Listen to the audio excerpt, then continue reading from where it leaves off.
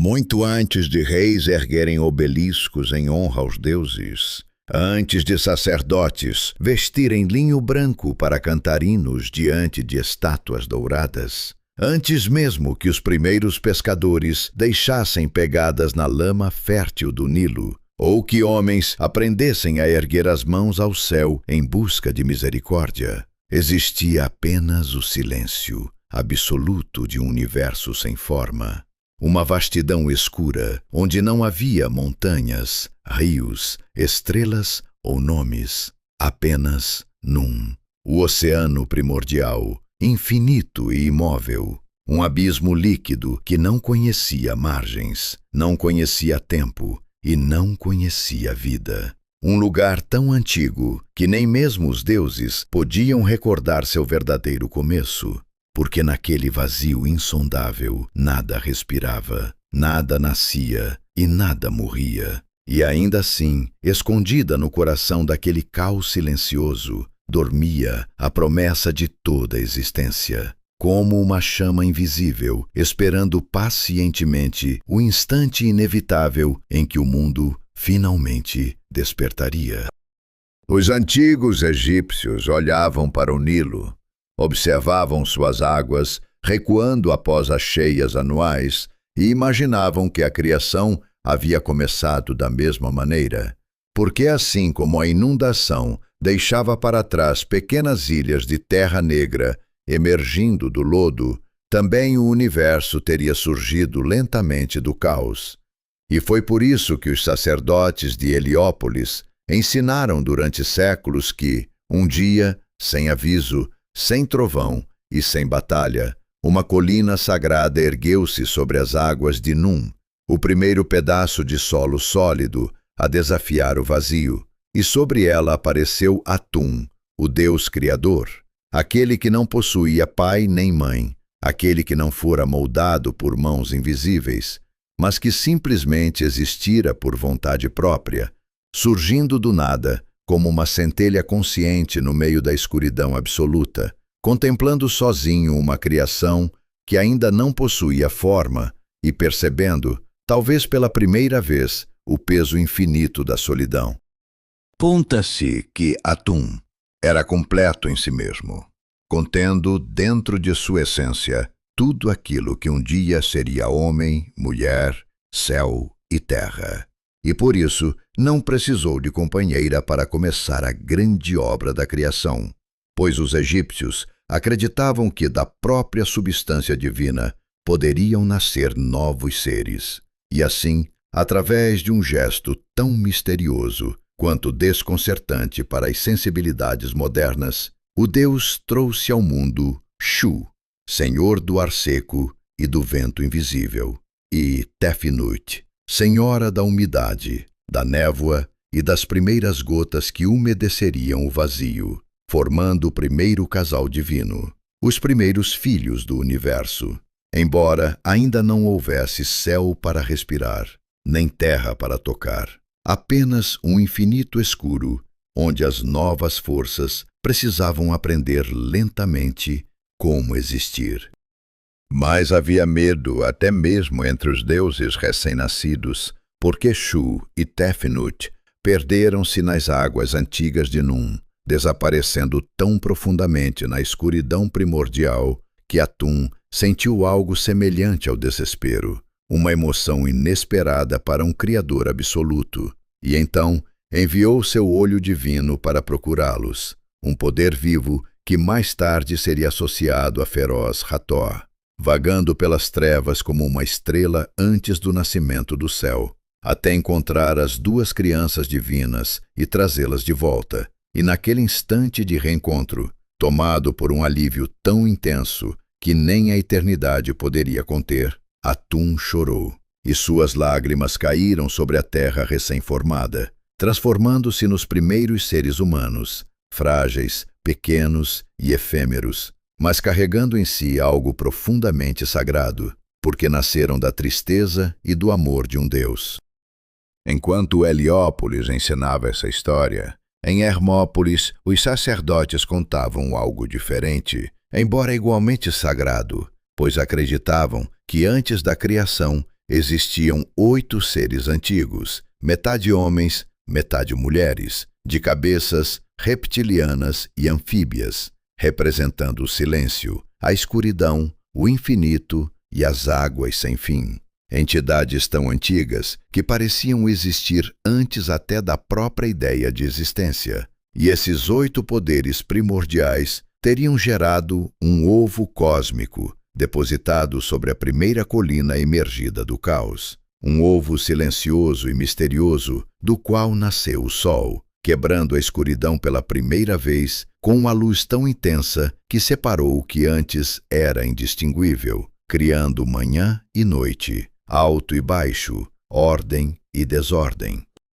Já em Mênfis, sacerdotes mais filosóficos defendiam outra verdade, ensinando que o Criador Ptah não moldou o mundo com as mãos, nem gerou filhos através do corpo, mas através do pensamento e da palavra, imaginando primeiro cada pedra, cada rio, cada pássaro e cada homem dentro do próprio coração, antes de pronunciá-los em voz alta. Pois para os egípcios a palavra possuía poder verdadeiro, e aquilo que era dito corretamente podia alterar a própria estrutura da realidade, razão pela qual nomes, encantamentos e fórmulas sagradas eram tratados com tamanha reverência, como se o universo inteiro ainda estivesse sendo sustentado por uma frase divina jamais completamente terminada.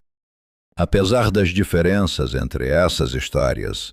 os egípcios jamais sentiram necessidade de escolher apenas uma delas, porque acreditavam que os mistérios do nascimento do cosmos eram grandes demais para caber em uma única explicação. E talvez fosse justamente nessa multiplicidade que repousava sua sabedoria mais profunda, pois o mundo parecia confirmar diariamente que a verdade podia possuir muitas formas. Assim como o Nilo era ao mesmo tempo destruidor e generoso, o sol podia aquecer e queimar, e a vida frequentemente caminhava lado a lado com a morte, como se toda a criação fosse, desde o primeiro instante, um delicado equilíbrio entre forças opostas que precisavam coexistir para impedir que o universo retornasse ao caos silencioso de onde surgira. Quando o primeiro brilho do sol finalmente rompeu o ventre da escuridão primordial, e o mundo deixou de ser apenas silêncio e água imóvel, os deuses começaram a caminhar sobre a criação recém-desperta, não como entidades distantes, escondidas atrás das nuvens, mas como presenças íntimas e inevitáveis, observando cada respiração humana, moldando ventos, secas, colheitas e destinos. Pois para os antigos egípcios, o universo jamais funcionava sozinho. Cada corrente do rio possuía uma vontade invisível. Cada nascimento carregava bênçãos ou advertências divinas, e até mesmo os acidentes mais banais podiam ser interpretados como o reflexo de forças sobrenaturais, de maneira que viver às margens do Nilo significava existir permanentemente sob o olhar de seres maiores, antigos e misteriosos, cuja beleza podia ser tão generosa quanto sua ira era devastadora. Acima de todos se erguia Ra, senhor do disco solar, aquele cuja presença era sentida não apenas nos templos, mas sobre a pele de cada agricultor queimado pelo calor do meio-dia, representado com cabeça de falcão e coroado pelo círculo flamejante do sol. Ele não era simplesmente um deus entre outros, mas a própria manifestação do movimento da vida. Pois quando surgia no horizonte oriental, o Egito despertava. Os pescadores empurravam suas embarcações para o rio, sacerdotes abriam as portas dos santuários e famílias inteiras erguiam os olhos ao céu, como se observassem um soberano retornando triunfante após sobreviver a mais uma noite de perigos invisíveis, porque acreditava-se que até mesmo Ra precisava lutar incessantemente para preservar o equilíbrio do mundo.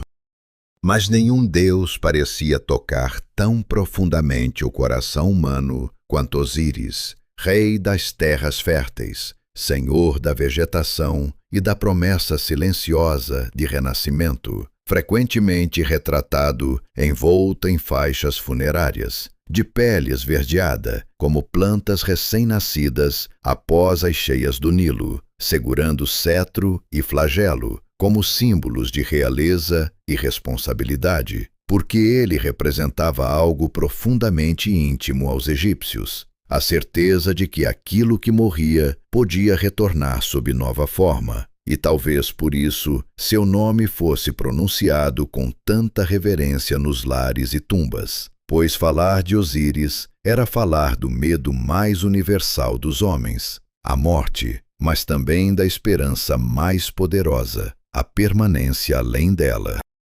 Ao lado de Osíris permanecia Ísis, cuja reputação ultrapassava de quase qualquer outra divindade, porque nela conviviam inteligência, amor, obstinação e magia, em medidas quase impossíveis de separar, sendo retratada como mulher majestosa, coroada pelo símbolo do trono, uma rainha divina que não apenas protegia maridos e filhos, mas compreendia segredos ocultos até mesmo dos próprios deuses, razão pela qual mães sussurravam seu nome ao lado do berço de crianças doentes, e homens prestes a enfrentar longas jornadas carregavam amuletos dedicados à sua proteção, pois acreditava-se que Ísis escutava aqueles cuja dor era sincera e cuja esperança ainda resistia apesar do sofrimento. De sua união surgiria Horus, o falcão do céu, deus da realeza legítima e da continuidade do poder, uma divindade associada à juventude, à força e ao direito herdado, cuja imagem, com olhos penetrantes, simbolizava a vigilância constante sobre o Egito. E os próprios faraós não eram vistos apenas como seus seguidores, mas como sua manifestação viva sobre a terra, de modo que quando um rei subia ao trono, não se tornava apenas governante político, mas assumia a responsabilidade aterradora de sustentar a ordem do cosmos, protegendo homens e deuses do retorno do caos que sempre espreitava além das fronteiras férteis do Nilo. Em oposição à ordem representada por Osíris e Horus, surgia Sete, senhor dos desertos, das tempestades violentas e das terras estrangeiras, frequentemente mal compreendido como simples encarnação do mal, embora os egípcios o enxergassem de maneira mais complexa, pois reconheciam que sem caos não existiria transformação. Sem tempestade não haveria renovação, e sem ameaça talvez o próprio equilíbrio do mundo enfraquecesse, razão pela qual Sete inspirava tanto medo quanto respeito, carregando a imagem de um ser imprevisível, cuja força podia proteger o cosmos em certos momentos e destruí-lo em outros, tornando-se talvez um dos reflexos mais honestos da própria natureza humana. Enquanto reis governavam e guerreiros marchavam, havia também deuses mais silenciosos, observando os pequenos dramas da vida cotidiana, como Anubis, senhor dos mortos, de cabeça de chacal negro, caminhando entre tumbas e desertos, como guardião daqueles que haviam deixado o mundo dos vivos, supervisionando mumificações e guiando almas através dos corredores invisíveis do além, enquanto Tote, o escriba divino de cabeça de Ibis, registrava julgamentos, inventava palavras e media o tempo com paciência infinita, sendo venerado por sacerdotes, estudiosos e todos que acreditavam que o conhecimento podia possuir um poder tão grande quanto espadas ou exércitos. Mas entre os deuses havia também ternura, música e prazer, representados por Hathor, senhora do amor, da alegria, da dança e do vinho, frequentemente retratada como vaca celestial ou mulher adornada com chifres envolvendo o disco solar, uma presença tão acolhedora que os mortos esperavam encontrá-la no além, recebendo-os com água fresca e alimento. Embora dentro dela também residisse Sekhmet, a leoa da destruição, capaz de espalhar pestes e massacres quando provocada, lembrando aos egípcios que até as forças mais doces carregavam dentro de si a capacidade da fúria, como se o universo inteiro respirasse através de delicados equilíbrios entre beleza e terror.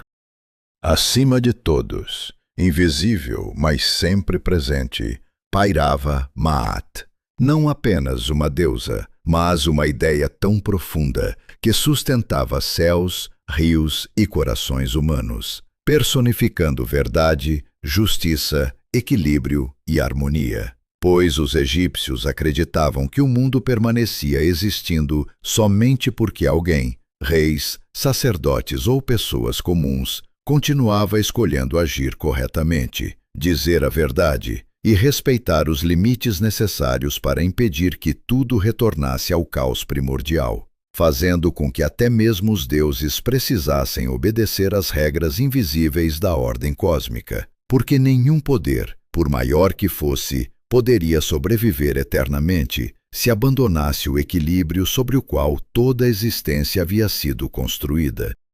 Durante um tempo tão antigo que as gerações futuras o recordariam como uma lembrança quase impossível de alcançar. Quando os deuses ainda governavam diretamente a terra e os homens caminhavam próximos do sagrado sem compreender completamente o privilégio que possuíam, Osíris reinava sobre o Egito como um soberano diferente de todos os reis que viriam depois, porque não comandava através do medo nem da espada, mas ensinando aos homens aquilo que os separaria definitivamente da brutalidade do mundo selvagem, mostrando-lhes como plantar sementes às margens do Nilo, como colher trigo quando as águas recuavam, como transformar uvas em vinho, como erguer templos e oferecer palavras aos deuses, criando uma ordem tão harmoniosa que muitos acreditavam viver dentro de uma era perfeita, onde a fome parecia distante, a violência rara e a injustiça quase esquecida, enquanto Ísis permanecia ao seu lado, não apenas como rainha, mas como parceira inseparável, aconselhando decisões e protegendo o reino com uma inteligência tão profunda quanto silenciosa. Mas mesmo nos períodos mais luminosos da existência, a inveja frequentemente cresce nas sombras, alimentando-se do brilho daqueles que parecem possuir aquilo que outros desejam. E foi assim que Sete, irmão de Osíris, começou lentamente a permitir que ressentimentos antigos amadurecessem dentro do próprio coração, observando com irritação a admiração que homens e deuses ofereciam ao soberano benevolente, incapaz de aceitar que o trono estivesse ocupado por alguém cuja força residia mais na generosidade do que na dominação. Pois Sete, senhor das tempestades, do deserto e da violência indomável, acreditava que o poder deveria pertencer ao mais forte, ao mais temido, e talvez até desejasse secretamente não apenas o reino, mas tudo aquilo que cercava Osíris, incluindo a devoção de Ísis e o amor que o povo parecia oferecer sem hesitação ao Rei Divino. Foi então que nasceu uma conspiração cuidadosamente construída, não através de exércitos marchando sob o sol, nem de confrontos abertos diante dos templos, mas em silêncio, alimentada por palavras sussurradas entre aliados e pela paciência venenosa daqueles que sabem esperar o instante certo para destruir aquilo que invejam. E Sete organizou um grande banquete, reunindo deuses, nobres e convidados ilustres em um salão adornado com perfumes, tapeçarias e vinho abundante, onde música preenchia o ar e nada parecia anunciar tragédia.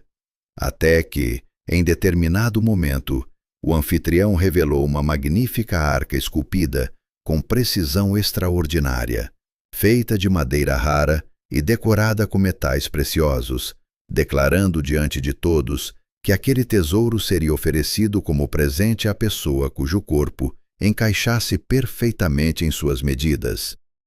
Um após outro, os convidados deitaram-se dentro da arca enquanto risadas ecoavam pelo salão. Mas nenhuma forma parecia coincidir exatamente com o objeto, até que finalmente Osíris, sem desconfiar do perigo escondido sob a aparência de diversão inocente, aceitou participar do jogo e reclinou-se dentro da caixa com a tranquilidade de quem jamais imaginara traição vinda do próprio sangue. E naquele exato instante, antes mesmo que pudesse compreender o silêncio repentino ao redor, Sete e seus conspiradores fecharam violentamente a tampa, selando-a com pregos e chumbo derretido, enquanto o rei ainda respirava no interior escuro, transformando o que parecia um presente em um túmulo vivo, e carregando imediatamente o pesado sarcófago até as águas do Nilo, onde foi lançado à correnteza sem cerimônia, desaparecendo lentamente sob o reflexo frio das estrelas.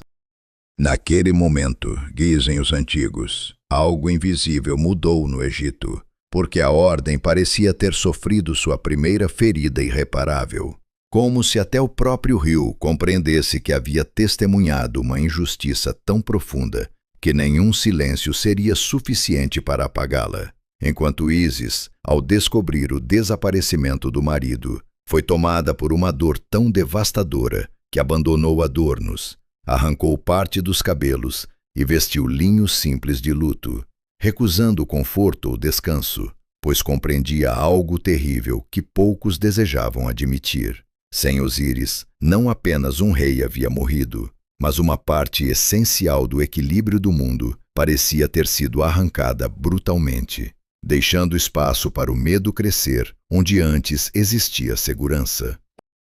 Enquanto isso, o sarcófago seguia a viagem, levado pelas águas do Nilo para além das fronteiras familiares do Egito, atravessando distâncias quase impossíveis até alcançar a cidade de Biblos, onde, segundo os relatos antigos, uma árvore magnífica cresceu milagrosamente ao redor da arca aprisionada, envolvendo-a dentro do tronco, como se a própria natureza tentasse esconder ou proteger o corpo perdido do rei assassinado, até que aquela madeira incomum fosse cortada e transformada em coluna dentro do palácio local, sem que ninguém suspeitasse que em seu interior permanecia oculto um deus morto, silencioso e esquecido entre paredes estrangeiras.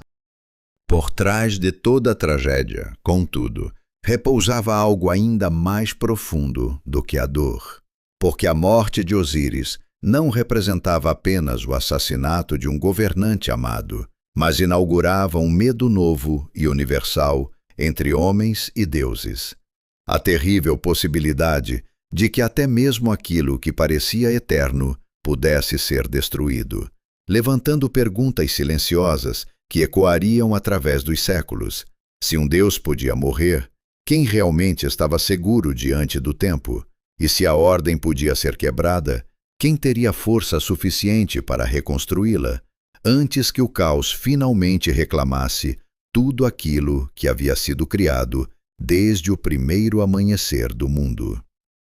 Depois da morte de Osíris, o mundo pareceu perder parte de sua respiração, porque aquilo que antes possuía ordem, agora carregava um vazio difícil de nomear, e Ísis, cuja dor crescia como um rio transbordando silenciosamente dentro do peito, recusou-se a aceitar o desaparecimento do marido como um destino inevitável, abandonando os confortos do palácio, os adornos da realeza e até mesmo a tranquilidade do luto comum para transformar-se em peregrina de uma missão quase impossível, atravessando aldeias, margens do Nilo e desertos abrasadores, enquanto perguntava a pescadores, viajantes e sacerdotes se haviam visto sinais de uma arca levada pelas águas, movida não apenas pela tristeza, mas pela convicção profunda de que abandonar Osíris significaria permitir que a injustiça triunfasse sobre o próprio tecido da criação. Conta-se que durante sua jornada, Ísis não caminhava apenas como rainha, mas frequentemente escondia sua identidade sob aparências humildes, observando homens e mulheres comuns, enquanto descobria um Egito diferente daquele visto através das colunas douradas dos palácios, encontrando pescadores que rezavam antes do amanhecer, mães que temiam doenças levando seus filhos durante a noite e trabalhadores que dependiam completamente da generosidade do Nilo para sobreviver. Experiências que pareciam aproximá-la ainda mais do sofrimento humano e que, segundo tradições posteriores, ajudariam a transformar sua imagem na de uma deusa profundamente compassiva, alguém capaz de compreender não apenas a grande dor dos deuses, mas também as pequenas dores silenciosas carregadas pelos mortais. Sua busca finalmente a conduziu para além das fronteiras do Egito, até Biblos, cidade estrangeira banhada por ventos marítimos, onde ouviu rumores sobre uma árvore incomum que havia crescido de maneira extraordinária dentro do palácio real. Um tronco majestoso, cuja beleza parecia quase sobrenatural. E ao aproximar-se do lugar, Ísis percebeu imediatamente algo familiar escondido sob aquela aparência de madeira polida, como se uma presença esquecida ainda chamasse por ela, através do silêncio, compreendendo então que o sarcófago de Osíris permanecia oculto no coração da coluna usada para sustentar o palácio do rei, transformando uma prisão involuntária em um túmulo secreto construído pelo próprio destino. Desenhos antigos relatos que Ísis conquistou a confiança da rainha de Biblos através de paciência, inteligência e uma presença tão serena que parecia irradiar algo impossível de ignorar, permanecendo algum tempo no palácio até finalmente revelar sua verdadeira natureza divina e pedir permissão para recuperar aquilo que havia sido tomado das águas. E quando a coluna foi aberta, ali permanecia Osíris, imóvel e silencioso, envolto pela escuridão do tempo, seu corpo ainda preservado como se aguardasse, de alguma forma misteriosa, o retorno da única pessoa que jamais abandonaria sua memória, fazendo com que Ísis chorasse novamente, mas agora não apenas de tristeza, e sim de uma esperança dolorosa que renascia lentamente entre os destroços da perda. Carregando consigo o corpo recuperado, Ísis regressou ao Egito, buscando um lugar seguro onde pudesse honrar os ritos funerários necessários para garantir a continuidade da existência de Osíris no além. Mas o destino parecia ainda não ter terminado de testar sua resistência, porque Sete, cuja fúria permanecia alimentada pelo medo de qualquer possibilidade de retorno do irmão, descobriu o esconderijo durante uma noite silenciosa, enquanto caçava sob a luz pálida da lua, e tomado por uma violência tão extrema quanto desesperada, arrancou o cadáver do túmulo provisório, rasgando-o brutalmente em 14 partes espalhadas através do Egito, lançando fragmentos em rios, desertos e campos, como se pudesse destruir não apenas o corpo do rival, mas também qualquer esperança de restauração. Mesmo diante de tamanha crueldade, Ísis recusou-se novamente a desistir, e, acompanhada pela irmã Néftis, iniciou uma segunda jornada, ainda mais dolorosa do que a primeira, navegando lentamente pelos canais do Nilo, em pequenas embarcações de papiro, percorrendo margens esquecidas, pântanos silenciosos e aldeias afastadas, enquanto procuravam cada fragmento perdido de Osíris, transformando a própria geografia egípcia em um mapa de sofrimento sagrado, pois dizia-se que em cada local onde uma parte era encontrada, surgia um templo ou lugar de veneração, como se a tragédia divina tivesse espalhado sobre o Egito inteiro uma rede invisível de memória, transformando o território em algo profundamente conectado à história do rei morto.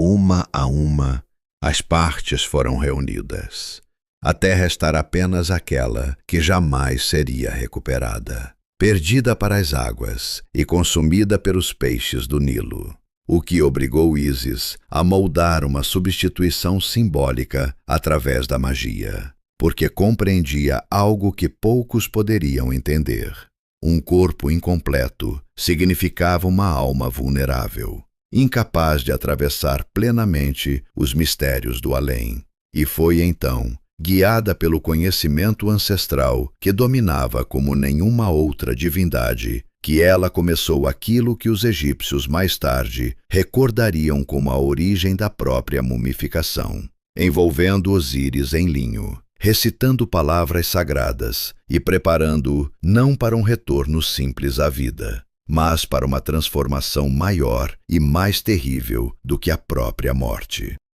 Na solidão daquele ritual, cercada apenas pela escuridão e pela presença silenciosa de Anubis, guardião dos mortos, Ísis realizou encantamentos tão antigos que pareciam pertencer ao próprio nascimento do cosmos, conseguindo devolver momentaneamente um sopro de existência ao marido, apenas pelo tempo necessário para conceber uma última esperança,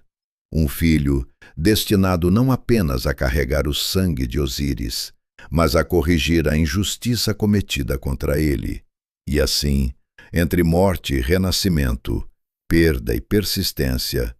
nasceu a promessa invisível de Horus, ainda oculto no ventre da mãe, enquanto Osíris abandonava definitivamente o mundo dos vivos para tornar-se algo novo, Senhor dos mortos, Rei do submundo e testemunha eterna daqueles que um dia enfrentariam o julgamento após a morte.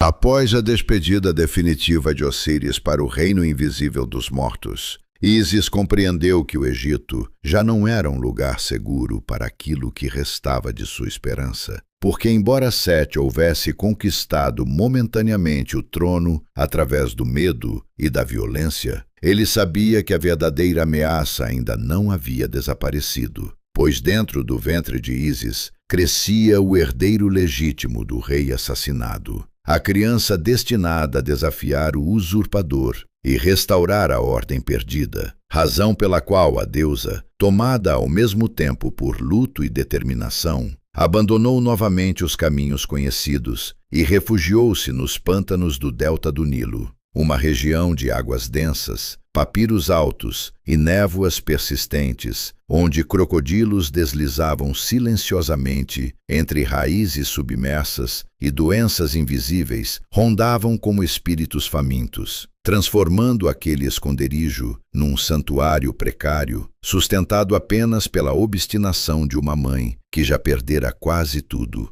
mas ainda se recusava a entregar o futuro às mãos da crueldade.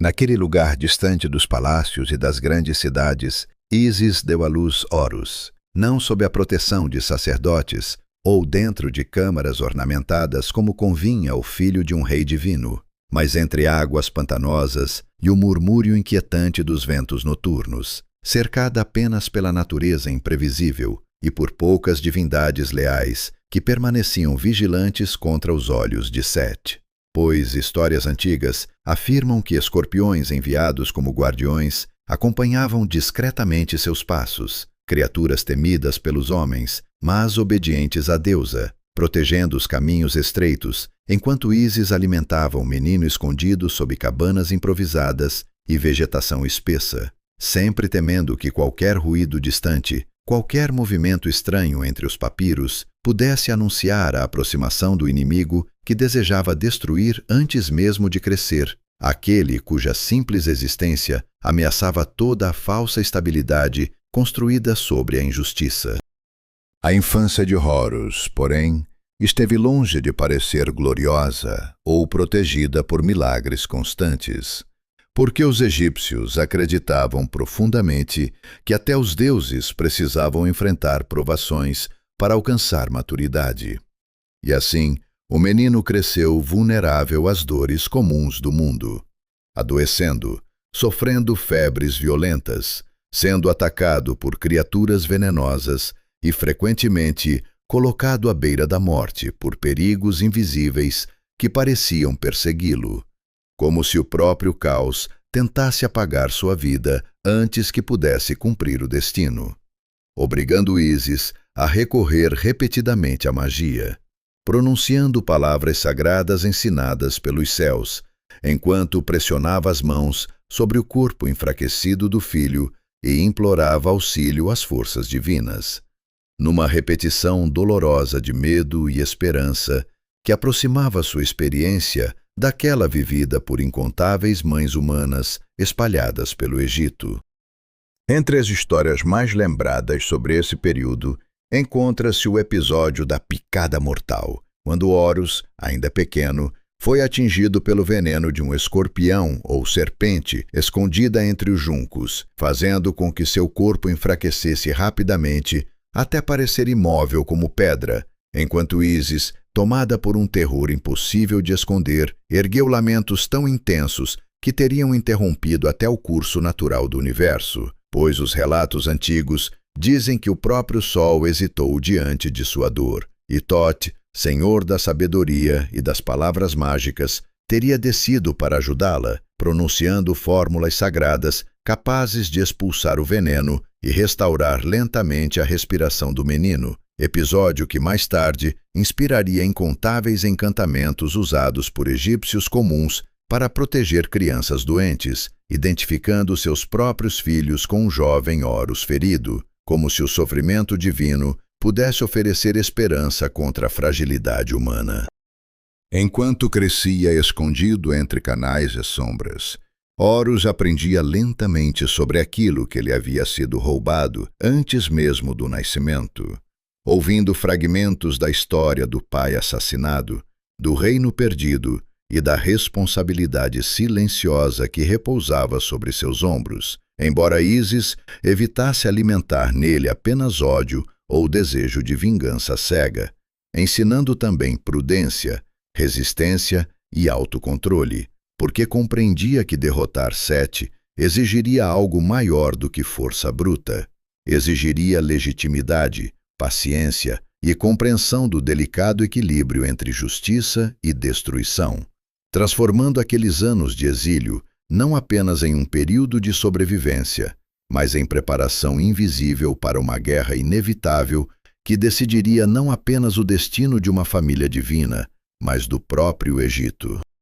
Mesmo isolado do mundo exterior, Horus nunca esteve completamente sozinho, pois antigos textos sugerem que certos deuses observavam discretamente seu crescimento, oferecendo proteção indireta ou ensinamentos simbólicos, enquanto Ísis mantinha uma vigilância constante contra espiões, tempestades e armadilhas enviadas por Sete, vivendo numa tensão permanente, onde cada amanhecer representava a vitória provisória contra o perigo, e cada noite exigia novos encantamentos, novas precauções e novos sacrifícios, como se o próprio ato de manter aquela criança viva fosse uma forma silenciosa de resistência contra a tirania que dominava o reino.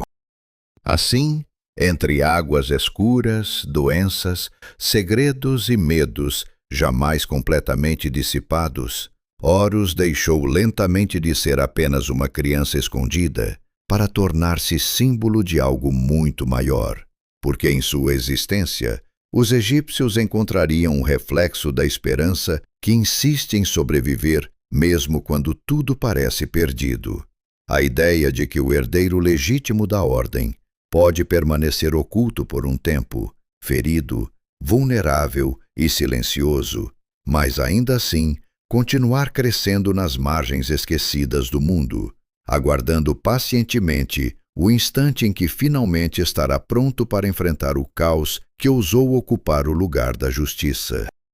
Quando Horus finalmente alcançou a juventude e a força deixou de habitar apenas suas promessas para tornar-se presença real em seus braços e pensamentos, os pântanos que haviam servido como esconderijo durante tantos anos começaram a parecer pequenos demais para conter aquilo que o destino exigia dele. Porque Ísis compreendia que nenhum exílio podia durar eternamente e que o filho concebido entre morte e sofrimento precisava finalmente enfrentar aquele que roubara o trono do pai, razão pela qual revelou sem reservas a extensão da injustiça cometida contra Osíris, e lembrou ao jovem deus algo que pesava tanto quanto uma maldição. O Egito permanecia incompleto enquanto a ordem legítima estivesse aprisionada sob o governo da violência, despertando em Horus não apenas desejo de vingança, mas uma convicção silenciosa de responsabilidade que transformaria sua luta pessoal numa disputa pelo equilíbrio do próprio mundo. Ao contrário do que muitos poderiam imaginar, a batalha entre Horus e Sete não começou imediatamente através de espadas ou sangue derramado diante de multidões, porque os deuses sabiam que o conflito envolvia algo mais profundo do que simples força física, tratando-se de uma questão sobre legitimidade, sucessão e justiça divina. E assim foi convocado um tribunal celestial, onde as grandes divindades se reuniram para decidir quem deveria governar o Egito, formando uma assembleia marcada por discussões intensas, interesses contraditórios e alianças instáveis, pois alguns deuses reconheciam Horus como herdeiro natural de Osíris, enquanto outros, impressionados pelo poder bruto de Sete e pela antiguidade de sua autoridade, hesitavam em retirar o trono daquele cuja violência também servia para manter certos perigos afastados.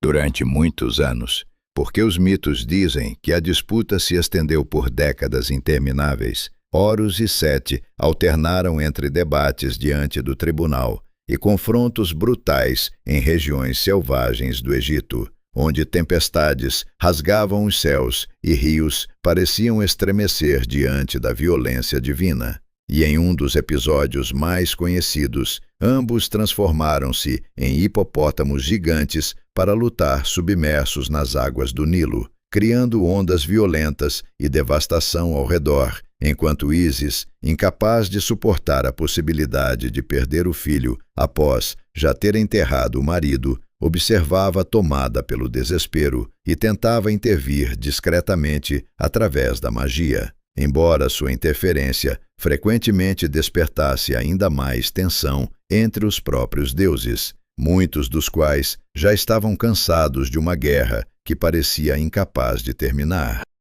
Mas não foi apenas através da força que o conflito se desenrolou, porque os antigos egípcios acreditavam que batalhas importantes também revelavam humilhações, astúcia e jogos psicológicos tão cruéis quanto qualquer arma. E um dos episódios mais perturbadores envolveu Sete tentando subjugar Horus através de um ato de dominação destinado a provar superioridade perante o tribunal, acreditando que humilhar o sobrinho destruiria sua legitimidade diante dos outros deuses. Mas Horus, advertido por Ísis e protegido por sua inteligência, conseguiu impedir que a armadilha alcançasse o resultado desejado, permitindo que a situação se invertesse de forma vergonhosa para Sete, quando evidências mágicas revelaram publicamente sua tentativa fracassada, enfraquecendo profundamente sua imagem perante a corte divina. Apesar dessas pequenas vitórias, a guerra permaneceu brutal. E durante um confronto particularmente violento, Sete conseguiu arrancar o olho esquerdo de Horus, mutilando temporariamente o jovem deus e espalhando temor entre aqueles que viam naquele ferimento algo maior do que uma simples perda física, porque o olho de Horus representava proteção, integridade e visão do cosmos, tornando-se símbolo do quanto a ordem ainda permanecia vulnerável diante do caos. até que Thoth, mestre da sabedoria e das artes curativas, utilizou magia e conhecimento sagrado para restaurar lentamente aquilo que havia sido destruído, transformando o olho de Horus num dos amuletos mais poderosos da civilização egípcia, usado durante séculos para proteger vivos e mortos contra doença, azar e forças invisíveis. Em retribuição pela restauração recebida, Horus ofereceu simbolicamente o olho curado ao espírito de Osíris no submundo, gesto profundamente carregado de significado, porque não representava apenas amor filial, mas uma tentativa de devolver vitalidade àquele cuja morte permanecia no centro de toda a tragédia, fortalecendo ainda mais a posição de Osíris como soberano do além e transformando o sacrifício do filho numa ponte entre os vivos e os mortos, entre aquilo que havia sido perdido e aquilo que ainda poderia ser recuperado através da persistência. Por fim, depois de anos de disputas, debates e violência, os deuses compreenderam que prolongar indefinidamente o conflito significava permitir que o caos corroesse lentamente o próprio funcionamento do cosmos. E, influenciados pelas palavras de Ísis, pela legitimidade inegável da linhagem de Horus e até mesmo pela autoridade distante de Osíris falando do reino dos mortos, o tribunal finalmente proclamou a decisão definitiva. O trono do Egito pertencia ao filho do rei assassinado, enquanto Sete seria afastado do poder central, permanecendo ligado aos desertos, tempestades e terras estrangeiras, não completamente destruído, mas deslocado para regiões onde sua natureza caótica ainda possuía função necessária. Assim, Horus tornou-se rei legítimo, encerrando um dos maiores conflitos da mitologia egípcia e estabelecendo um princípio que governaria o pensamento político do Egito por milênios. Porque cada faraó vivo passaria a ser visto como manifestação do próprio Horus sobre a terra, enquanto cada governante morto unir-se-ia a Osíris no além, criando uma continuidade sagrada, onde a morte não representava a interrupção do poder, mas transformação, e onde a justiça, embora às vezes tardasse de maneira dolorosa, permanecia possível mesmo depois das noites mais longas de sofrimento e perda. Muito antes de os homens aprenderem a medir o tempo através de sombras ou estações, os egípcios já acreditavam que cada amanhecer carregava um milagre silencioso que poucos realmente compreendiam, porque o surgimento do sol não era visto como um simples movimento inevitável do céu, mas como o retorno triunfante de Ra, após uma jornada de horrores invisíveis, travada durante a noite. E assim, quando as primeiras luzes douradas começavam lentamente a romper a escuridão sobre o horizonte oriental, agricultores interrompiam o sono, sacerdotes abriam as portas dos templos, e famílias inteiras erguiam os olhos para contemplar algo muito maior do que um astro distante, acreditando estar testemunhando o renascimento do próprio Deus, que surgia rejuvenescido como Kepri, o escaravelho sagrado, empurrando o disco solar através dos céus, da mesma maneira que pequenos besouros empurravam esferas de terra sobre o chão fértil do Egito. Durante as primeiras horas do dia, Ra atravessava os céus sobre a magnífica barca solar, conhecida pelos sacerdotes como a Barca dos Milhões de Anos, uma embarcação divina que não navegava sobre água comum, mas através da própria ordem cósmica, cercada por deuses e entidades protetoras encarregadas de garantir que a luz continuasse iluminando homens, animais e colheitas, pois os egípcios acreditavam que sem essa travessia constante, o mundo mergulharia novamente no vazio primordial, e por isso cada amanhecer possuía significado quase sagrado, como se toda a existência dependesse da continuidade de um ritual invisível repetido desde o início do tempo, transformando o simples ato de o sol nascer numa prova diária de que o universo permanecia funcionando, apesar das ameaças incessantes escondidas além da visão humana.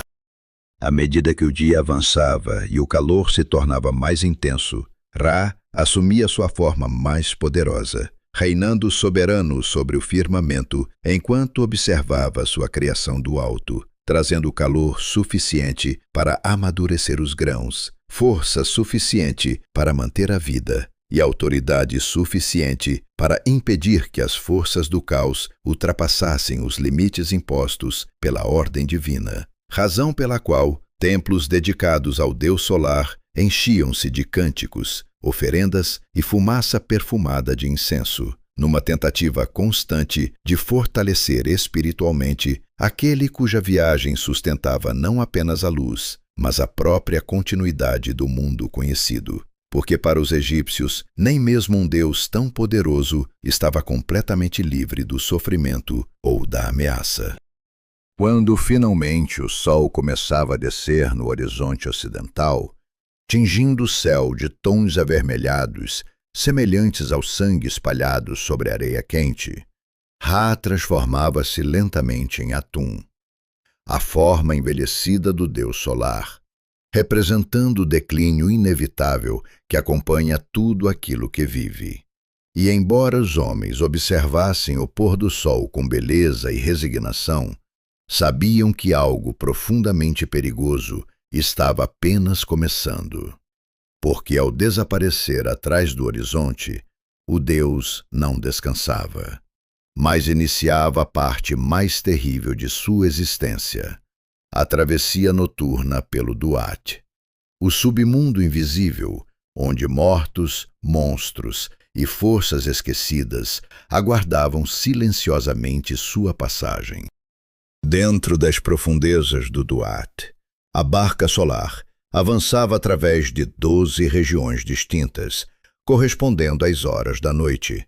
cada uma habitada por entidades misteriosas, guardiões, almas dos mortos e obstáculos sobrenaturais, capazes de impedir o retorno da luz ao mundo. E embora espíritos virtuosos pudessem receber brevemente o calor da presença divina, enquanto acompanhavam a embarcação durante parte da viagem, existia um inimigo cuja ameaça ultrapassava qualquer outro perigo. Apófis, a gigantesca serpente da escuridão absoluta,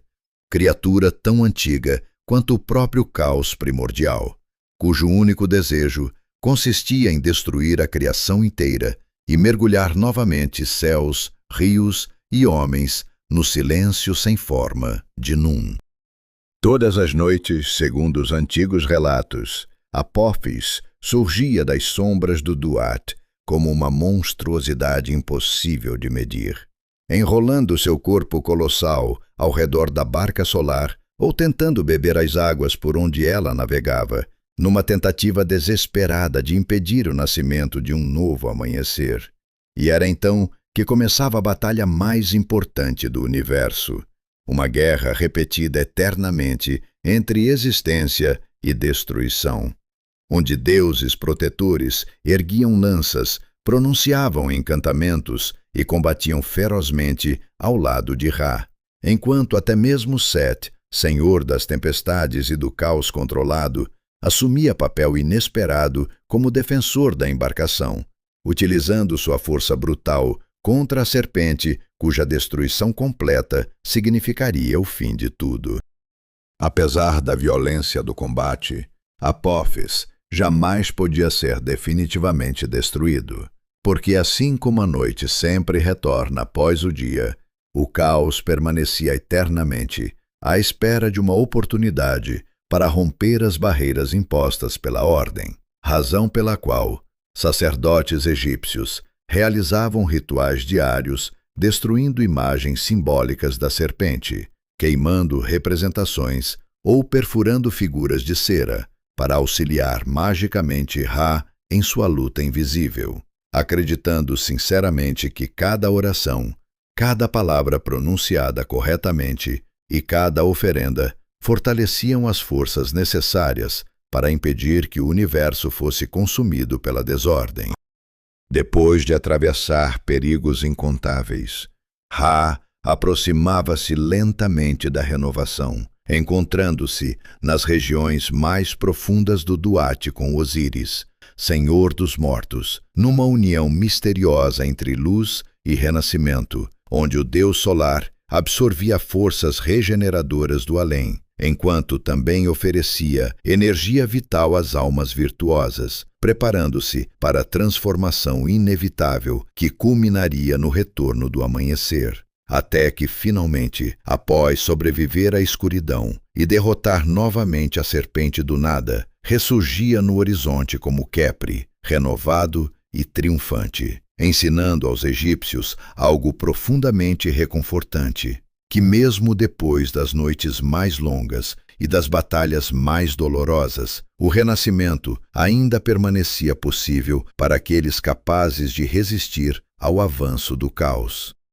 Embora os egípcios temessem monstros, tempestades, doenças e a própria morte, havia algo ainda mais poderoso, sustentando silenciosamente tudo aquilo que existia. Uma força tão essencial que sem ela o céu poderia cair. O Nilo deixaria de cumprir seus ciclos e até os deuses perderiam sua razão de existir. E essa força chamava-se Maat. Não apenas uma deusa representada por uma mulher com uma pena de avestruz sobre a cabeça, mas uma verdade viva que organizava o funcionamento do universo desde o primeiro instante da criação. Porque quando os antigos sacerdotes falavam sobre justiça, equilíbrio, honestidade ou ordem, não se referiam a ideias separadas, mas a diferentes rostos da mesma presença invisível que mantinha homens, reis e estrelas ocupando seus lugares corretos dentro do grande equilíbrio do mundo.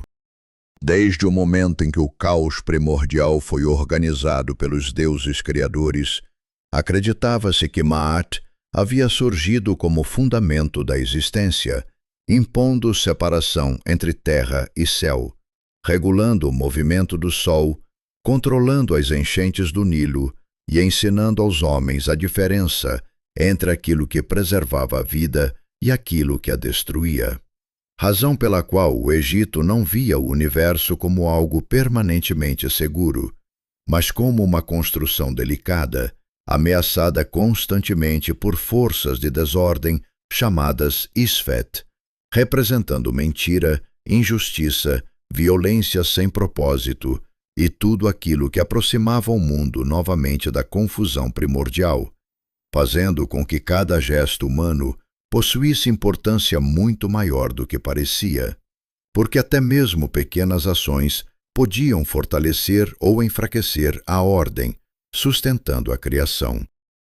Os faraós, considerados manifestações vivas de Horus, carregavam sobre os ombros responsabilidade especialmente pesada, pois governar o Egito não significava apenas administrar colheitas, impostos ou guerras, mas participar ativamente da manutenção do equilíbrio cósmico, motivo pelo qual reis frequentemente apareciam retratados nos templos, oferecendo pequenas imagens da própria Maat aos deuses, gesto profundamente simbólico, através do qual prometiam preservar justiça, proteger os fracos, respeitar os ciclos sagrados e impedir que o caos invadisse o reino. Porque um governante injusto não colocava apenas pessoas em sofrimento, mas ameaçava diretamente o funcionamento invisível do universo, transformando má liderança numa espécie de ferida aberta sobre a própria criação. Mas Maat não pertencia apenas aos reis ou sacerdotes, porque homens e mulheres comuns também eram chamados a viver segundo seus princípios. E por isso pais ensinavam filhos a falar honestamente, respeitar promessas, dividir alimento, cuidar da família e agir com equilíbrio mesmo diante da raiva ou da necessidade, já que os egípcios acreditavam profundamente que viver bem não significava alcançar perfeição impossível, mas manter harmonia entre desejos, deveres e responsabilidades, compreendendo que excessos frequentemente destruíam aquilo que parecia virtuoso, pois até a generosidade podia tornar-se desequilíbrio quando colocava em risco aqueles que dependiam de nós, ensinando uma moralidade baseada menos em proibições rígidas e mais na busca cuidadosa por proporção. Nenhum momento, porém, revelava a importância de uma arte de forma tão assustadora quanto o julgamento dos mortos, porque depois de atravessar os perigos do submundo, enfrentar criaturas sobrenaturais e aprender os caminhos invisíveis do Duat, cada alma finalmente chegava diante do Salão das Duas Verdades, lugar silencioso e aterrador, onde Osíris governava cercado por 42 juízes divinos, enquanto Anubis conduzia os recém-chegados até uma enorme balança preparada para decidir algo definitivo, se a pessoa merecia continuar existindo eternamente ou desaparecer para sempre no esquecimento absoluto. Ali, diante de todos, o coração do falecido, considerado pelos egípcios não apenas centro das emoções, mas também da consciência e das memórias, era cuidadosamente retirado e colocado sobre um dos pratos da balança, enquanto no outro repousava a leve pena de Maat, símbolo da verdade e do equilíbrio universal. E então começava um instante mais temido da eternidade, porque não bastavam riquezas, títulos ou promessas vazias. Aquilo que realmente importava era o peso invisível das escolhas feitas durante a vida, obrigando o morto a recitar aquilo que ficou conhecido como confissão negativa, declarando diante dos deuses tudo aquilo que não havia cometido. Não roubei, não matei injustamente, não menti, não causei sofrimento, não retirei alimento dos necessitados, numa tentativa desesperada de provar que sua existência contribuirá mais para a ordem do que para o caos. Se o coração permanecesse leve, equilibrando-se perfeitamente diante da pena sagrada, a alma era declarada justa e recebia permissão para continuar rumo aos campos eternos do além, reencontrando familiares, abundância e paz sob proteção divina. Mas caso o coração pesasse excessivamente, carregado de crueldade, mentira e desequilíbrio, algo terrível aguardava próximo à balança. Amit, a monstruosa devoradora, formada por partes de crocodilo, leão e hipopótamo, 3 das criaturas mais temidas do Egito, pronta para consumir imediatamente aqueles considerados indignos, condenando-os não apenas à morte, mas ao desaparecimento completo da existência, um destino tão aterrador que muitos egípcios o consideravam pior do que qualquer sofrimento terreno. Por isso, Maat tornou-se muito mais do que religião ou filosofia, transformando-se numa presença silenciosa dentro de cada decisão cotidiana, porque para os egípcios não existia separação absoluta entre moralidade pessoal e equilíbrio do universo, acreditando que dizer a verdade, proteger os frágeis, respeitar promessas e agir com justiça eram maneiras concretas de impedir que o caos triunfasse, ensinando uma ideia profundamente reconfortante e exigente ao mesmo tempo, que até mesmo a pessoa mais simples podia participar da sustentação do cosmos através das escolhas feitas durante os pequenos momentos invisíveis da vida. Para os antigos egípcios, morrer jamais significava desaparecer completamente, porque a morte não era vista como um muro absoluto encerrando toda a existência, mas como uma passagem delicada e perigosa entre 2 estados diferentes do mesmo caminho, razão pela qual praticamente toda a civilização parecia construída ao redor da ideia de continuidade, desde pequenas orações murmuradas ao anoitecer até monumentos gigantescos erguidos no deserto, pois acreditava-se profundamente que aquilo que um homem fazia em vida determinaria não apenas como seria lembrado pelos vivos, mas também sua capacidade de continuar existindo depois que o corpo deixasse de respirar, transformando o medo universal do fim numa preparação cuidadosa para aquilo que deveria vir depois, como se a eternidade fosse menos uma recompensa distante e mais uma responsabilidade construída lentamente ao longo dos anos.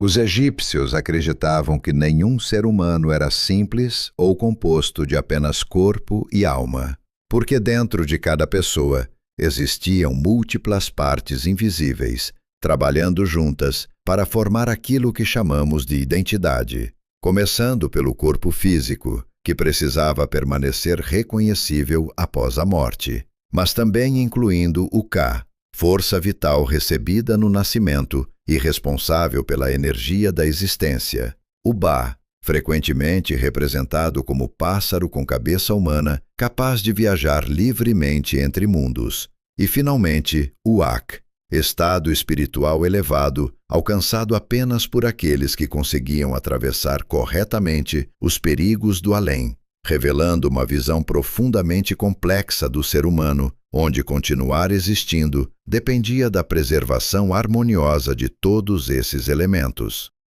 Talvez por isso, a preservação do corpo se tornasse algo tão essencial, porque se a matéria física desaparecesse completamente, o Ka e o Ba poderiam perder seu ponto de referência, comprometendo o delicado equilíbrio necessário para a continuidade após a morte. E foi dessa crença que nasceu a mumificação, um processo tão detalhado quanto reverente, realizado por especialistas treinados que cuidadosamente removiam órgãos internos, secavam o corpo através de sais especiais chamados natron e envolviam cada parte em camadas extensas de linho embebido em resinas protetoras. Tudo acompanhado por encantamentos e rituais destinados não apenas a preservar a aparência, mas a preparar espiritualmente o falecido para atravessar os mistérios invisíveis que aguardavam além do túmulo.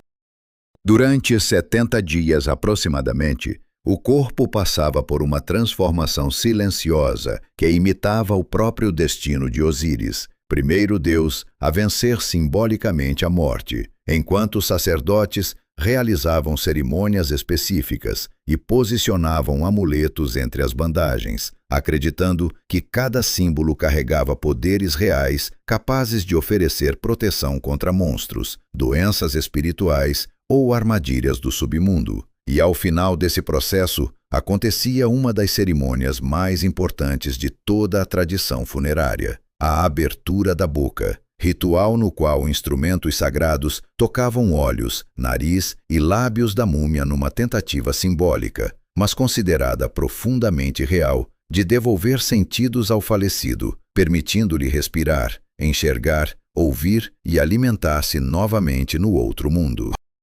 Mas sobreviver à morte não dependia apenas da preservação física, porque o além egípcio era visto como território vasto e frequentemente perigoso, cheio de corredores invisíveis, rios desconhecidos, guardiões ferozes e portas que exigiam nomes secretos ou fórmulas específicas para serem atravessadas, razão pela qual muitos mortos eram enterrados com textos cuidadosamente preparados, contendo orientações para a viagem, aquilo que hoje chamamos de Livro dos Mortos, embora os egípcios o conhecessem como Livro para Sair ao Dia, uma coleção de feitiços, orações e instruções capazes de ensinar o espírito a evitar armadilhas, transformar-se em pássaro, atravessar obstáculos sobrenaturais ou defender-se diante de ameaças invisíveis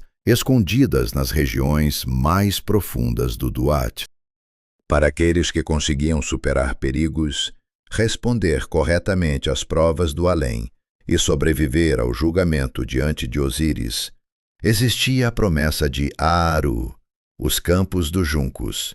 um lugar que não parecia completamente estranho ou distante da vida terrena, mas uma versão aperfeiçoada do próprio Egito, onde o Nilo permanecia generoso, as colheitas jamais falhavam, o calor era suportável e os entes queridos podiam finalmente reencontrar-se sem doença, fome ou sofrimento, criando uma visão profundamente reconfortante de eternidade, baseada não em abandono do mundo conhecido, mas na continuação idealizada das alegrias consideradas mais valiosas pelos egípcios.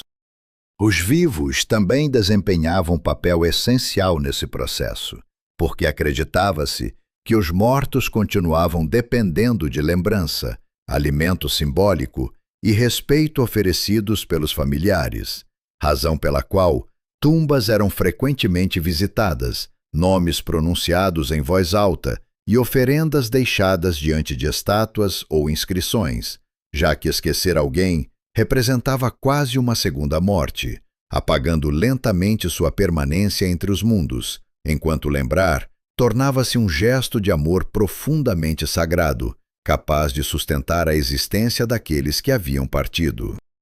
Assim, longe de representar obsessão mórbida pela morte, a visão egípcia do além revelava algo muito mais humano e delicado, um amor tão intenso pela vida que parecia impossível aceitar seu desaparecimento definitivo, transformando túmulos em casas da eternidade, rituais em promessas de continuidade e a própria mortalidade numa travessia assustadora, mas não desesperadora, porque, para os egípcios, a morte jamais possuía a última palavra, desde que alguém estivesse preparado para atravessar a escuridão sem esquecer quem havia sido e sem abandonar aquilo que tornava sua existência digna de continuar.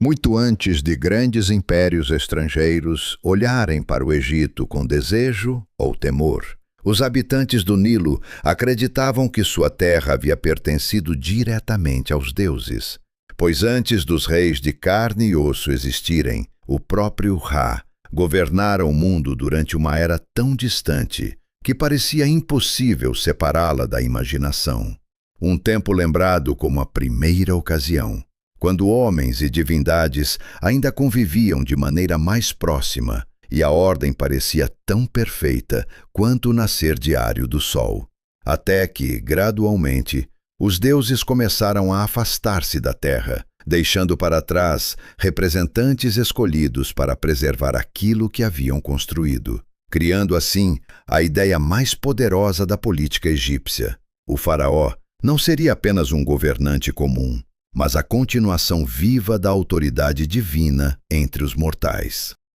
Depois de Ra, contavam os sacerdotes, Osíris herdou o trono do mundo e ensinou aos homens agricultura, leis, religião e convivência organizada, governando não pela força bruta, mas pelo equilíbrio, até ser assassinado por Sete e substituído pelo filho Horus, após longa batalha pela legitimidade, estabelecendo uma verdade que atravessaria milhares de anos de história egípcia. Cada faraó vivo seria considerado manifestação de Horus sobre a terra, enquanto cada rei morto tornar-se-ia um novo Osíris no reino invisível dos mortos, criando uma continuidade sagrada, onde poder, morte e sucessão não eram interrupções, mas transformações necessárias dentro de um ciclo maior destinado a preservar Maat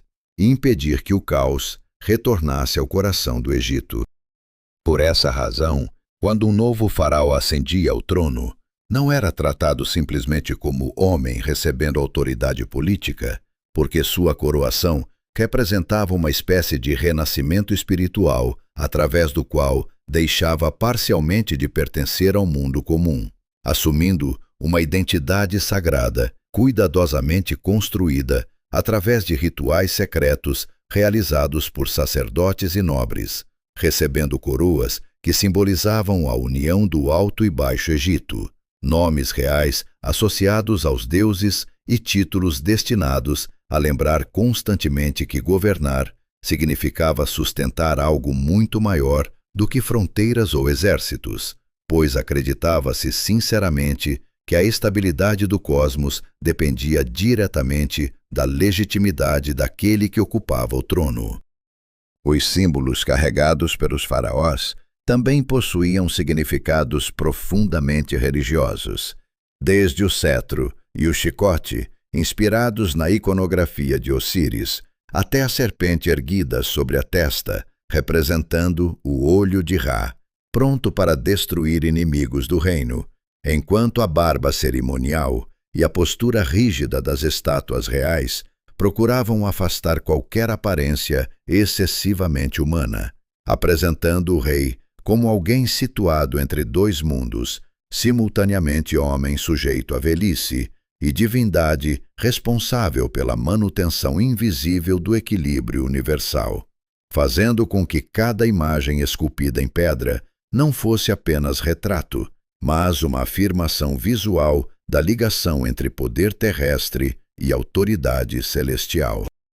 Apesar disso, o faraó não vivia apenas cercado por luxo ou reverência, porque sua posição carregava responsabilidades esmagadoras que ultrapassavam qualquer privilégio, já que precisava supervisionar festivais religiosos, construir templos, oferecer tributos aos deuses e garantir prosperidade ao reino, sendo considerado responsável até mesmo pelo comportamento das águas do Nilo, pelas colheitas e pela segurança das fronteiras, razão pela qual períodos de fome, seca ou invasões frequentemente abalavam profundamente a confiança popular, pois se o Egito sofria, muitos começavam silenciosamente a perguntar se o rei continuava realmente alinhado com Maat, ou se estava falhando na missão sagrada que justificava sua posição. Todos os dias, nos grandes templos espalhados pelo Egito, sacerdotes realizavam rituais em nome do faraó, despertando simbolicamente as estátuas dos deuses ao amanhecer, oferecendo alimento, perfume e roupas sagradas, enquanto pronunciavam encantamentos destinados a renovar a ligação entre céu e terra. Porque mesmo quando não podia estar fisicamente presente, acreditava-se que o rei participava espiritualmente dessas cerimônias, funcionando como ponte indispensável entre humanidade e divindade, já que sem um intermediário legítimo, o cosmos correria risco de enfraquecer diante das forças do caos, constantemente aguardando oportunidades para invadir a ordem cuidadosamente preservada desde o nascimento do mundo. Mas a própria história do Egito frequentemente colocava desafios difíceis diante dessa visão idealizada do poder, especialmente quando mulheres como Hatshepsut assumiam o trono, obrigando sacerdotes e artistas a adaptar tradições antigas, representando-as com símbolos masculinos associados a Horus,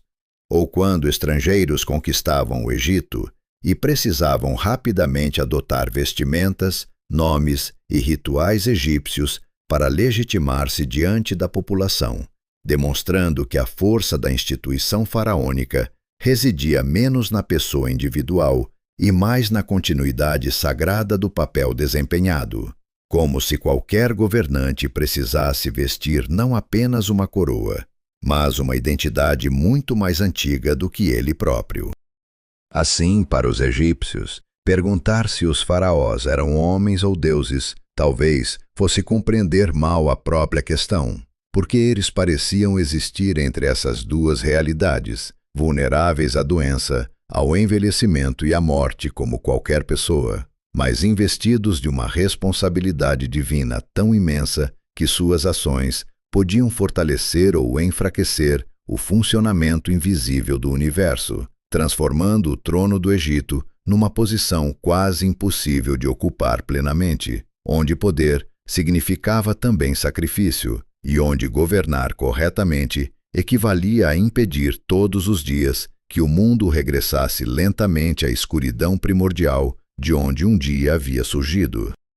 Embora os grandes templos do Egito fossem erguidos para honrar deuses majestosos como Ra, Ísis ou Osíris, os egípcios sabiam que o mundo não era habitado apenas por forças benevolentes ou governado exclusivamente pela ordem divina, porque além das margens iluminadas do Nilo, existia uma camada mais obscura da existência, povoada por monstros, espíritos inquietos e criaturas antigas que representavam os perigos invisíveis da realidade. Entidades nem sempre completamente malignas, mas profundamente imprevisíveis, cuja presença explicava doenças repentinas, pesadelos, acidentes inexplicáveis e o medo persistente de que o caos estivesse sempre esperando uma oportunidade para romper as fronteiras frágeis da estabilidade humana, fazendo com que viver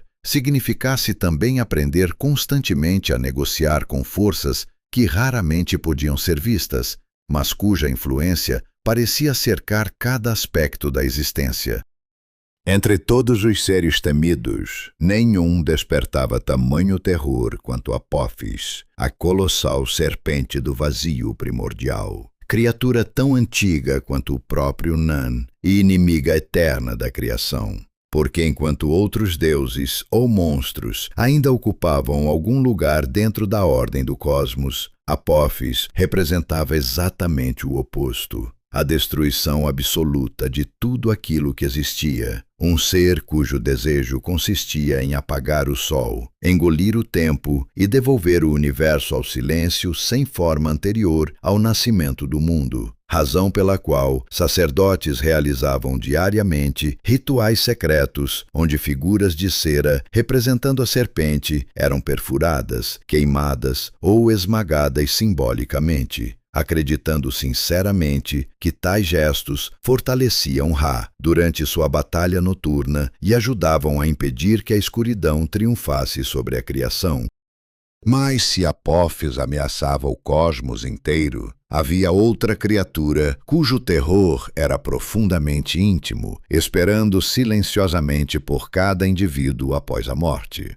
Ammit, a devoradora de corações, um ser monstruoso formado pelas partes mais perigosas de 3 animais temidos no Egito: cabeça de crocodilo, corpo dianteiro de leão e patas traseiras de hipopótamo, permanecendo imóvel ao lado da balança do julgamento como um lembrete brutal de que nem todos alcançariam a eternidade, pois sua função não era torturar ou castigar eternamente, mas algo considerado ainda pior pelos egípcios: apagar completamente aqueles cujos corações se mostrassem pesados demais diante da pena de Maat, condenando-os ao desaparecimento total, como se jamais tivessem existido.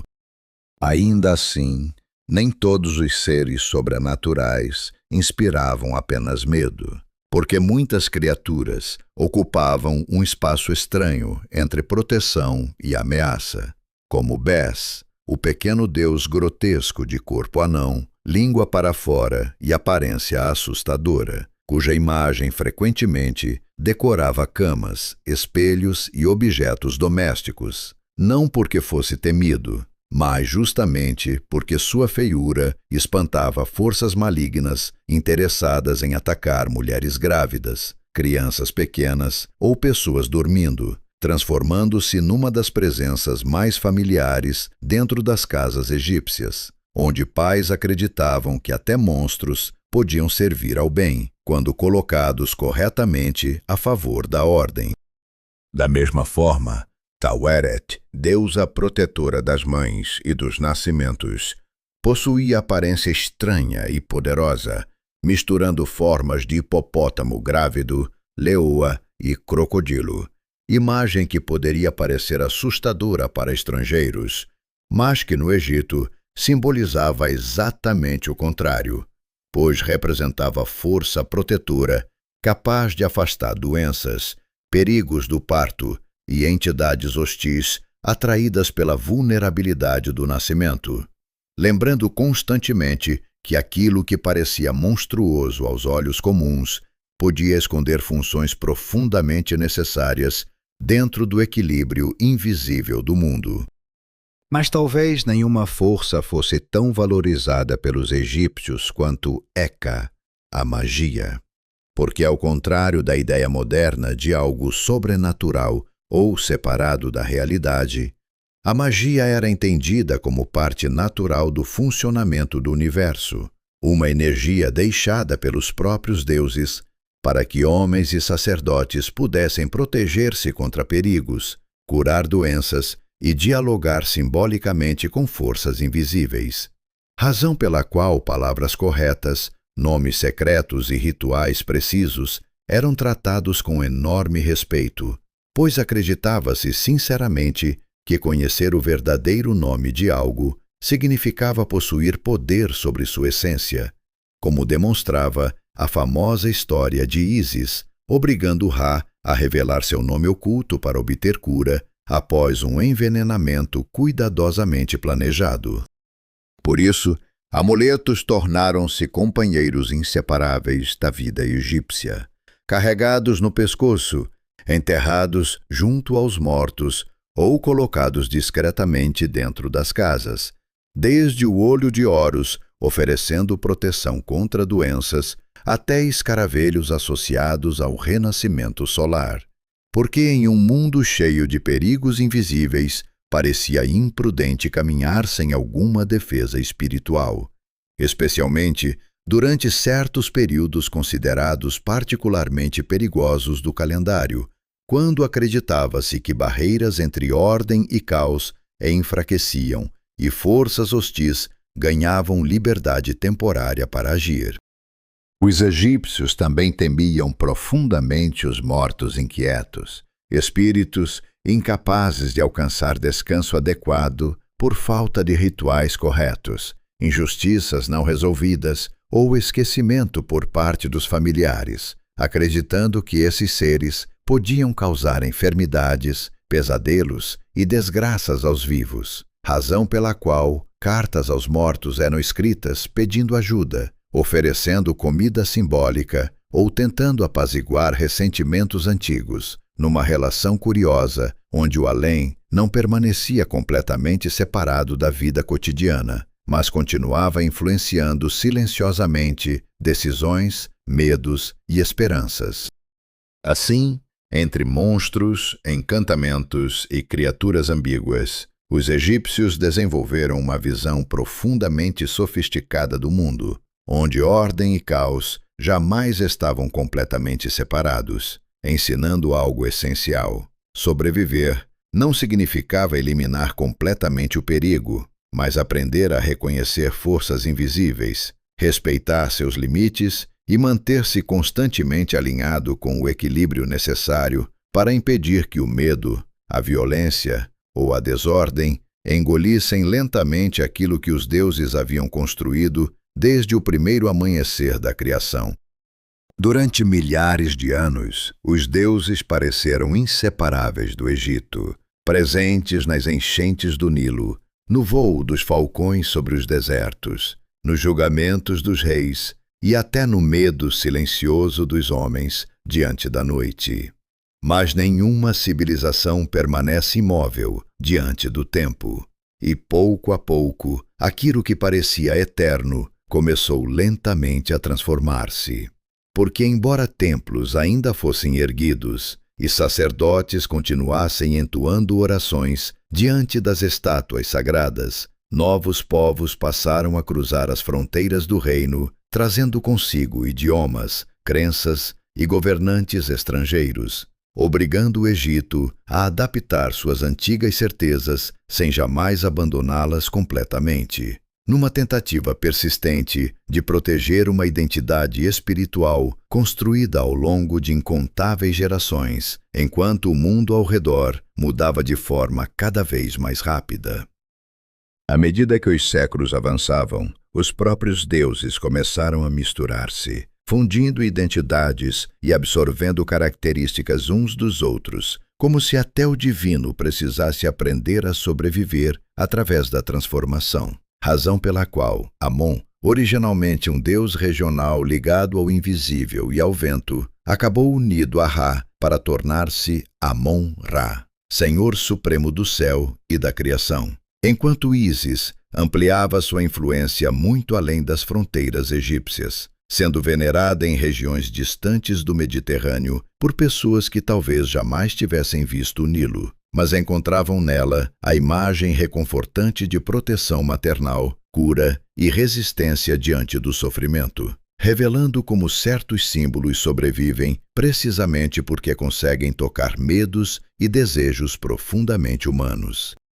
Mesmo sob domínio estrangeiro, primeiro dos persas, depois dos gregos e finalmente dos romanos, Os governantes compreenderam rapidamente que ignorar os deuses egípcios significava desafiar algo maior do que simples tradição política, razão pela qual reis estrangeiros passaram a vestir roupas faraônicas, construir templos segundo estilos antigos e participar de cerimônias destinadas a preservar Maat, como se o próprio poder político dependesse de reconhecer que o Egito possuía uma relação singular entre religião e legitimidade, impossível de romper abruptamente, embora sob a superfície silenciosamente começassem a surgir novos modos de compreender o mundo e novas respostas para perguntas que durante milênios haviam pertencido exclusivamente aos antigos mitos do Nilo.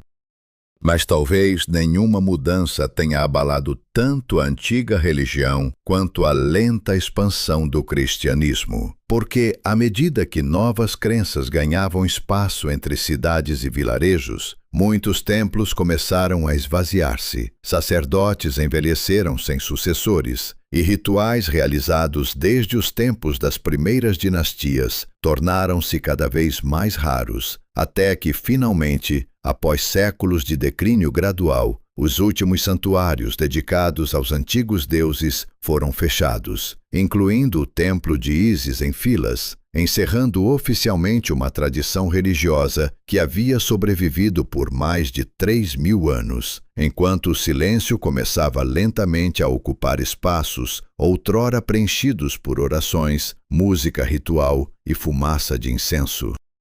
Com o passar do tempo, até mesmo a linguagem sagrada pareceu desaparecer, porque ninguém mais conseguia compreender plenamente os hieróglifos gravados nas paredes dos templos ou nas tumbas esquecidas espalhadas pelo deserto, transformando os antigos monumentos em mistérios silenciosos observados por viajantes estrangeiros, incapazes de decifrar os nomes, encantamentos e histórias preservadas na pedra, como se os próprios deuses houvessem recolhido suas vozes para algum lugar distante, onde a memória humana já não pudesse alcançá-los completamente, permitindo que pirâmides permanecessem observando o horizonte como testemunhas mudas de um passado grandioso, lentamente envolvido pelo esquecimento.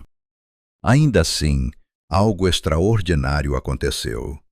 Embora os templos tenham silenciado e os sacerdotes desaparecido, os deuses jamais morreram completamente, porque continuaram sobrevivendo na imaginação humana através de histórias contadas, símbolos preservados e fascínio renovado por aquilo que parecia misterioso demais para desaparecer, renascendo em livros, pinturas, filmes, pesquisas arqueológicas e no encantamento quase universal provocado pelas pirâmides, pelas múmias e pelos relatos sobre reis divinos que tentaram desafiar a morte, demonstrando que certos mitos resistem não porque sejam literalmente acreditados, mas porque falam de medos e esperanças que continuam vivos dentro das pessoas, independentemente do tempo ou da cultura.